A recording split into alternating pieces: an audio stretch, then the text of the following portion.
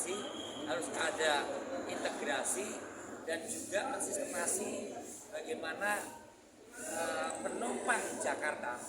Kalau penduduk Jakarta sekitar 9 juta, malamnya atau siangnya itu 12 juta. Lebih dari itu adalah masyarakat di sekitar Jabodetabek. Saya melihat konfigurasi kedua beliau ini antara Gubernur Mas Pram dan calon wakil gubernurnya Mas Tidul itu sangat menguasai betul bagaimana karakteristik soal SDM misalnya. SDM Bang Rano yang tahu berbagai filosofis bahkan sejarah budaya Betawi, tahu bagaimana persoalan bukan apa yang seharusnya ada di Betawi ini, apa yang ada menjadi fondasi untuk mencari solusi-solusi yang sangat sederhana, sangat bisa dijangkau dan diikuti oleh partisipasi masyarakat Jakarta. Cara pandangnya adalah partisipasi masyarakat Jakarta ini akan terlihat pada saat partisipasi masyarakat ikut memberikan dukungan maupun pada saat pemilu ini. Mas Rano begitu fasihnya, Bang Rano sangat fasih bagaimana kultur budaya Betawi yang itu juga menjadi kultur budaya masyarakat Jakarta ini menjadi fondasi untuk menyelesaikan berbagai persoalan yang ada. Jadi konfigurasinya pas. Saya melihat nilai hari ini kandidat Mas Pram dan Bang Rano untuk debat kali ini di atas kedua kandidat pasangan nomor 1 dan 2 tidak jelek, tapi memang Mas Pram dan Bang Dul jauh lebih baik.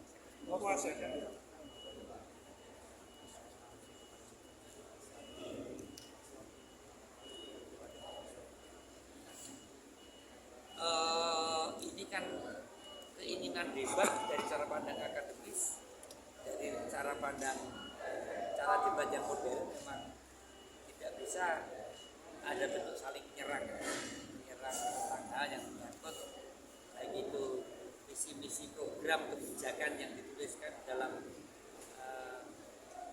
paparan yang diserahkan ke KPU yang sekarang terbuka transparan di media online KPU, itu bisa saling mengkritisi, bahkan bisa saling diperdebatkan dalam tataran kan dari ideologi, konstitusi, ke visi, ke misi, kebijakan, ke program dan kegiatan.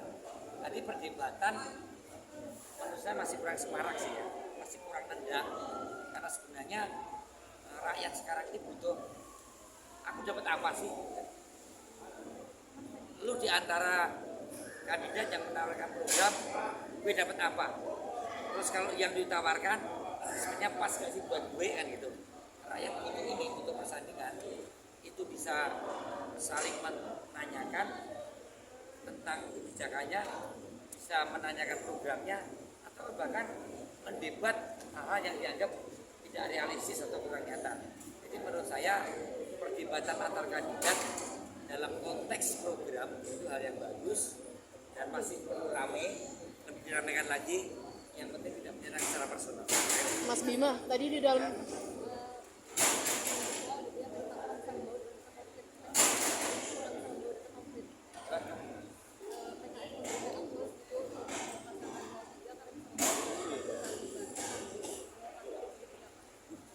ya memang di dalam kita menyiapkan tim substansi debat, kacamatanya dulu. Yang pertama aturannya seperti apa sampai ke perdana. Yang kedua dananya apa. Sebenarnya di dalam berbagai hal yang menyangkut program-program soal SDM kita harus berbasiskan data, ya kan? Data dari struktur masyarakat, luas pendidikan, dari struktur ekonomi, dari struktur agama, dari struktur etnis, dari struktur tipe mata pencariannya, ini basisnya data. Kalau kemudian kita akan membuat program menyangkut peningkatan kualitas SDM untuk Jakarta ke depan, kita harus berbasiskan data. Kalau sudah data dikuasai, aturannya seperti apa? Antara aturan dan data itu ada kebijakan. Ini yang kita berikan bagaimana menyiapkan kandidat Mas Pram dan Bang Dul ini di dalam menyampaikan berbagai hal yang ditanyakan oleh para pembawa acara di dalam debat ini. Saya kira itu. Jadi kalau sekarang kita dianggap lebih punya data, ya memang di dalam pembekalan tim substansi yang paling penting adalah persiapan mengetahui Jakarta dari aspek data. Yang kedua, tahu aturan skop tugas dan tanggung jawab sebagai gubernur itu seperti apa. Itu yang utama. Pak Bima tadi paslon nomor urut 1 di komisi nah, kali itu adalah memastikan kalau misalkan lebih baik dengan presiden terpilih atau komisi terpilih pilihan katanya selama itu sampai daerah depan dari tanggapan tim 03 Mas Pramono dan juga Bang Dul bisa nggak sih memastikan ke depannya presiden terpilih dan juga wakil presiden terpilih baik ke depannya kalau Ya kita kan sudah berkali-kali berkali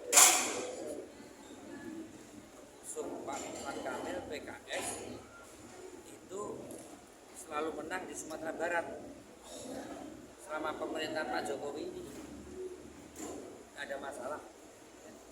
PKS tidak di dalam pemerintahan selama 2 kali pemilu 2004-2019. PKS menang gubernur di Sumatera Barat dan di Nusa Tenggara Barat. Ini konteksnya kan pemerintahan dalam negara kesatuan Indonesia. Konteksnya bahwa keadilan sosial bagi rakyat Indonesia ini harus dilihat dari aspek vertikal, kelas atas, tengah dan kelas bawah. Selain itu juga keadilan sosial harus dilihat dari aspek keadilan keperataan antar daerah. Kalau DKI Jawa ini sudah menjadi lokomotif dan sekaligus juga gerbong yang cukup kuat. Saya kira DKI dengan APBD yang 81 triliun saat ini terlebihnya sangat baik menjadi cara melihat anggaran pendapatannya tetap harus merakyat, pendapatannya nggak boleh ngejek rakyat.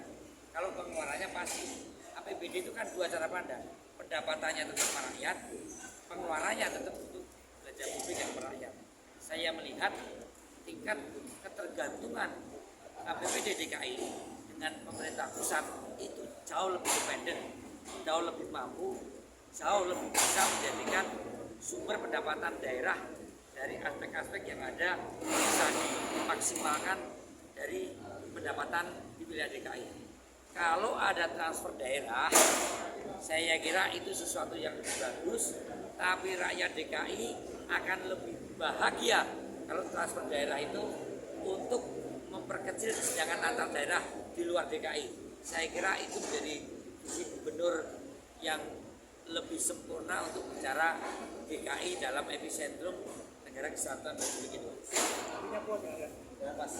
Oke, saya optimis hari ini kita masih mengejar tingkat popularitas Mas Pram di atas 80%. Yang saat ini masih 60%, belum banyak yang mengetahui Mas Pram dan Bang Dul sebagai kandidat gubernur dan wakil gubernur.